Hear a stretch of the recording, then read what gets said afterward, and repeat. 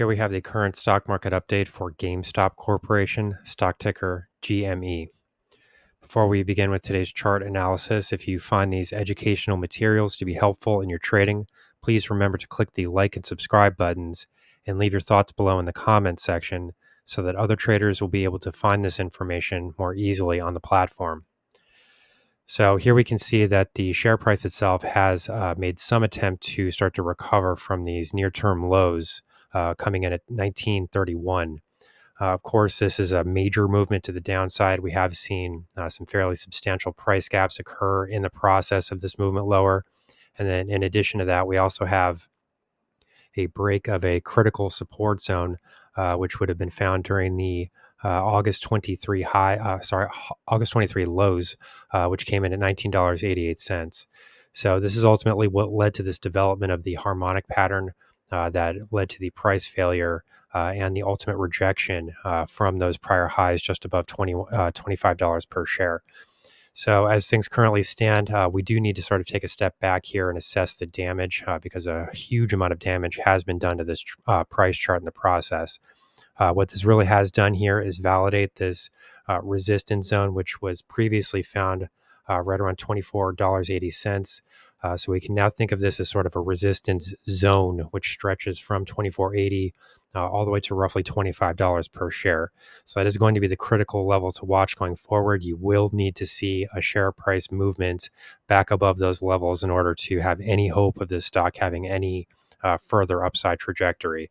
This really does solidify that area as an important line in the sand. And this stock is really not going to be able to generate much momentum unless we see a forceful break through that area. As things currently stand, that area will now have to consider to be a false breakout point. So this is going to be the area to watch now for the longer term for this stock. So as things currently stand, as I said, we did break below this 1988 support zone. I keep saying resistance. 1988 support zone. And this does now place the focus back on these prior price lows, which were formed during the August 5 trading session. These came in at $18.73. This is the major level now to the downside. So we have sort of a range here that we can be watching, just under $7 per share, roughly 1873 to 2501. This is sort of the critical area now that we're going to be dealing with this stock. If we did see a break below 1873, you have to go back quite far in the price history in order to find the next support zone. This would really come in during the roughly toward the end of May. We did see price lows coming in right around 1770. So there would be a little bit of hope there if share prices did break below 1873. But it's really not starting to look good here for this stock. As we look at the indicator reading, the recent price movement, upward price movement, share price movement that has been generated to the top side has now been broken. But we're starting to attempt a recovery here out of this oversold price condition that we were seeing previously. So one thing that I can point to on this price chart that would be positive would be this attempt for the stock to now roll over out of oversold territory. As that has happened, we have seen the relative strength index. That's this yellow. This purple line at the bottom of the price chart. The relative strength index has moved above the yellow line, which is the exponential moving average for the relative strength index. So this would be a series of two positive signals here. However, what we really need to see here is the development of some higher lows in this trend activity so that we can start to believe that there's some actual upside momentum that would be supporting this stock. As things currently stand, this near-term price movement here has now been broken, and the only trend momentum that really is visible on this time frame, and this is the hourly price chart, would be found in the negative direction. It's not a hugely negative slope here, but what we would have to say here is that share prices would really need to move much higher, significantly higher, in order to start to break that downside condition. So currently, obviously, there is a lot working against this stock. This price movement to the downside did a huge amount of damage, and it did break a lot of price zones in the process. One other point that I can make here that would be on the positive side would be that share price action, if we start to move above these prior spike lows. So essentially what we would be looking at here roughly 21.10 per share. If we can move above that level, then you are looking at a price gap that will ultimately need to be filled at some point. Assuming that we are able to move back into that area. If we're not able to move into that area, then that price gap does not need to be filled. But if we do see share prices move back above 21.10, then there is an increased probability that you're going to start to see share prices then try to fill this gap. And then the top of this price gap comes in right around 23.20. 23.20.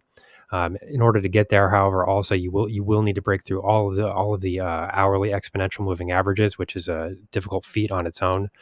So there are a couple of minor positive points here that can be watched, but what you're really going to need to do at this point is to watch for share price action in the downward direction. This does look like more of a relief rally than anything else. I wouldn't really bet that this is a sustained rally here. So the ultimate level to watch next to the downside does come in at 1873. If we break below there, there is going to be a sustained bearish momentum condition that will be present on these indicator readings for an extended period of time. All right. Can we finally please stop pretending that there's anything real going on at GameStop? Last night, the video game retailer and OG meme stock reported yet another unimpressive quarter, and the stock lost 12% of its value today. For years now, GameStop's been hanging in there in the teens to 20s, purely because CEO Ryan Cohen has a cult following among the Wall Street Bets crowd that orchestrated the original short-busting campaign in 2021.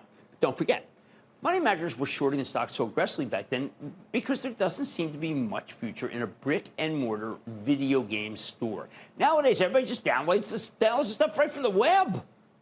You can actually do that through GameStop now, too, but you don't need to. And we haven't heard a particularly compelling reason for why you'd want to. Then the memesters came in, crushed the shorts, and briefly sent the stock into the stratosphere, allowing the company to raise money by selling a ton of new shares. However, nothing's really changed on the fundamental side. In fact, GameStop doesn't even hold quarterly conference calls anymore, not even the sham conference calls they were doing in 2022, when they just read the results and refuse to take questions. Now they just give you the numbers, and that's it. Lots of luck. They know the numbers don't matter to their core shareholder base, but in case you're interested, GameStop delivered a massive revenue miss, sales down 31% year over year, mostly because fewer and fewer people buying games from the store. At the same time, the company posted a surprise profit. Sort of. GameStop's operating loss was worse than expected, but because of nearly $40 million in interest income, they had a pre-tax profit of $17.5 million, which translated to a penny per share. Ooh, not bad. So what gave them the beat, though? It was their cash hoard. The core business remains a money loser. They get interest on their cash. So the stock plummeted today, but I don't think it has much to do with the numbers. At the end of the day, GameStop tries to make a living selling consoles and accessories because people buy their games online. But the problem with that is it's been 4 years since the latest consoles launched, so there's a lot less demand. Everybody knew that already anyway.